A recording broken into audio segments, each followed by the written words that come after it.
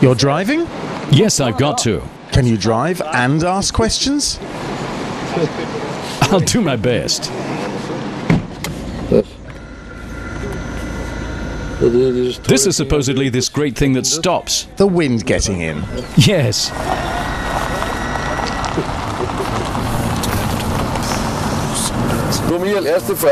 So Michael, my first question, wait a moment, there's a button here for the wind thing. They've got this advert, you know, with a dog with flapping ears.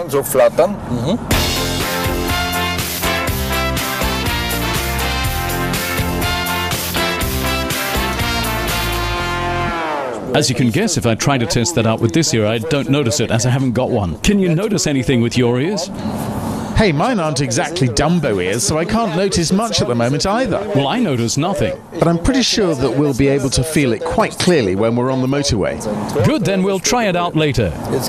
Now then, I've heard today that some idiots are again saying, and I contested this vehemently, that the team has modified the car for you so that you can drive it and now the other guy can't. Well, I said that was an utter load of rubbish, but you can no doubt clarify it better.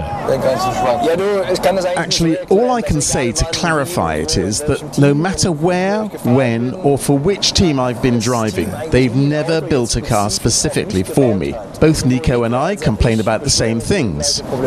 So to that extent, we both have the same problems and the same view on how things need to develop. That's actually helpful and good for the team. Yes, as you're all going in one direction. In that respect, I think Nico and I are very much in harmony and thus helping the team to progress. Now, what really interests me is a quick question. When you finished at Ferrari and said you'd had enough, what was your reason at that time, or your motivation for saying you didn't want to go on?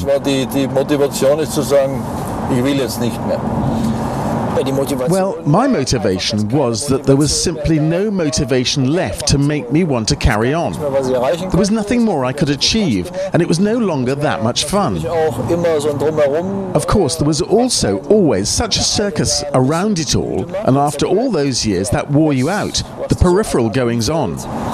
Away from the track? Yes, exactly. Spot on. It wasn't just the media. It was the testing, the travel, all sorts of things. And of course, the media too. Of course, some unpleasant situations sometimes as well. That simply makes you tired. And then you ask yourself, why? There are so many other nice things that I wanted to enjoy. And I've done that now for 3 years and had great fun doing it too.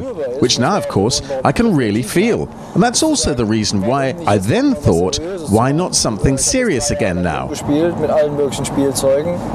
played around for 3 years with every possible toy, and I still feel young enough. Of course, after this summer, I noticed that it didn't take much to shake all those sensors back into life and to get everything halfway working again. So I felt that I could now give it a go, because the combination of Ross and Mercedes was very exciting. So the fundamentals were right. You felt at home there and you thought, now I can give it a proper go. Exactly. I could easily get my bearings there. I knew where I stood and just had the feeling that it made sense, because I'd not been going to just any new team or to McLaren or anywhere else where I didn't know where I was. I've always said in the past that a 7 times world champion's on a different level, and that you would never have been world champion 7 times if you were not 7 times better. I'm exaggerating now, like all the others. How much of that have you really been able to take with you in order to be able to match these youngsters who are there now? There probably aren't all that many people who would be at all able at 41 to go racing with the lads. And to be in any way competitive, but that's something I think I can still say of myself. So now what's actually happened is that Red Bull, with their incredible speed, are, let's say, teasing all the rest. When you're driving behind one of them. I haven't managed that yet. When you make comparisons, where do you think they're stronger than your car? The whole package, presumably. Yes, it's always a complete package. It's not one thing alone.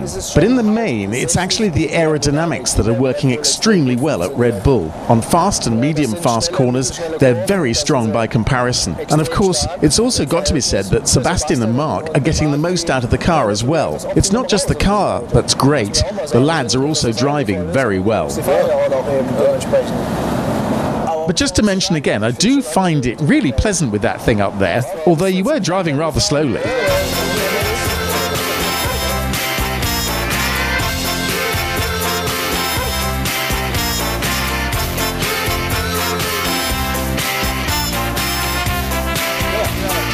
Thanks, Michael.